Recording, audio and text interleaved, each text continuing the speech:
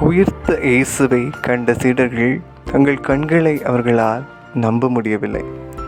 மனித கண்களால் பார்க்கின்ற எந்த ஒரு நிகழ்வும் நாம் புரிந்து கொள்வது இந்த உலகின் போக்கின்படியே.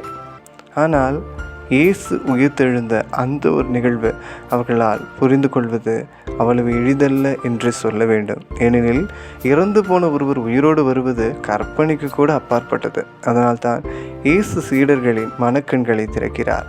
அப்போதுதான் அவர்கள் அவரை நம்புகின்றனர்.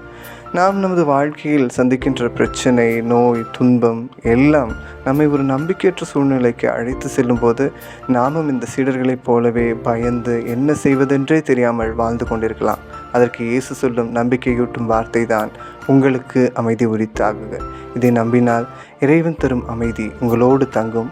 இதற்காக இறைவனிடம் மன்றாடுவோமா? ஆமீன்.